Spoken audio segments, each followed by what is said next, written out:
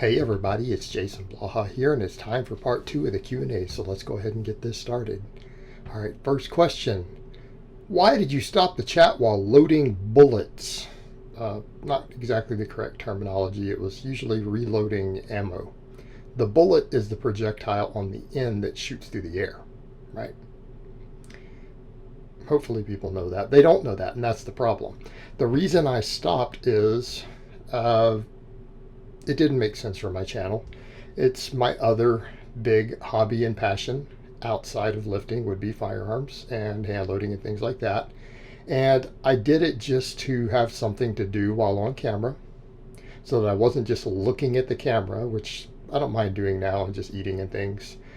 Because a lot of people just for some reason didn't like me just looking at the camera. I have no idea why. So I started doing that a long time ago. However, it confused people. There were people who literally thought that it was me trying to act tough, which again I thought was weird because hand loading is something I did as a child and I wasn't tough at 7 years old. To me, hand loading and reloading is just a lifelong hobby, and it's something children do.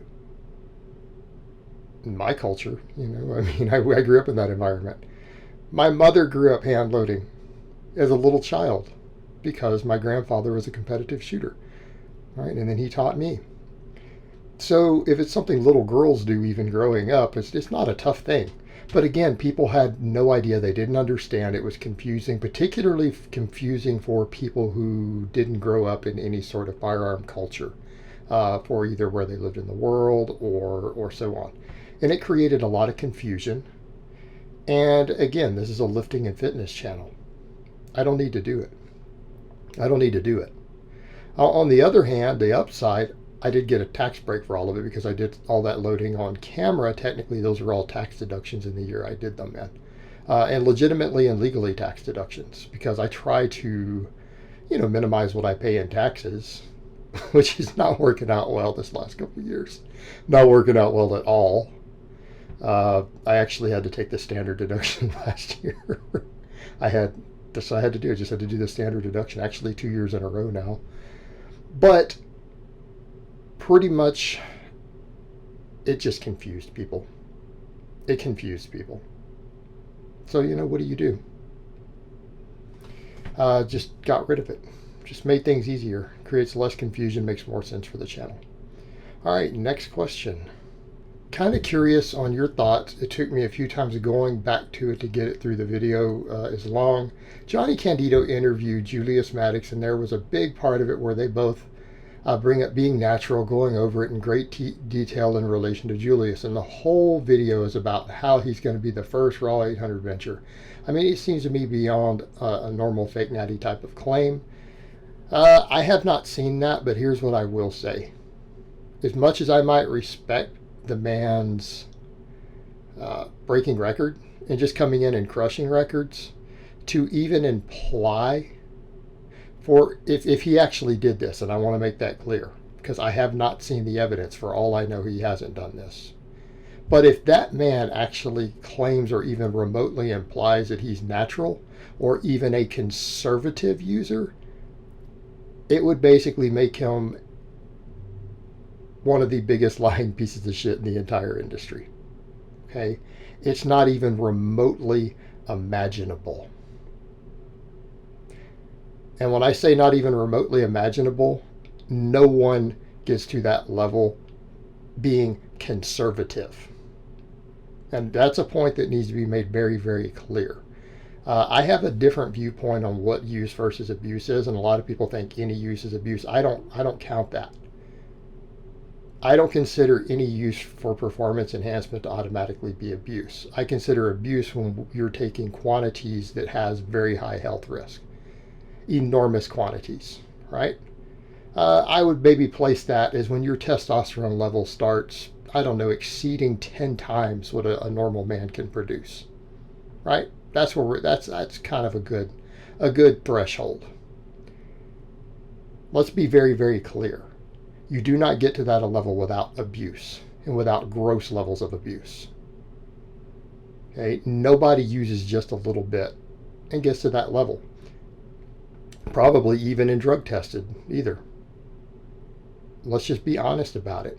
So the idea is beyond ludicrous. And we already know the guy's a genetic freak. Okay, we know the guy's a genetic freak. We know this man was born to bench press. Still don't get around the basic laws of biology. There are limits to the human body. So again, to even imply, or for anyone out there, even a fan, to say, well, there's a possibility he's drug-free, you are pretty much an idiot. Like, you would have to be borderline mentally handicapped to even entertain the possibility. And that's just being honest. And that's no disrespect to what the man's achieved. Because here's the thing. How many guys did he just knock down who are also genetic freaks, who have blasted gear to the point to where they're probably on death's door? Okay? And he crushed their records. He didn't just beat them by 5 pounds, 10 pounds.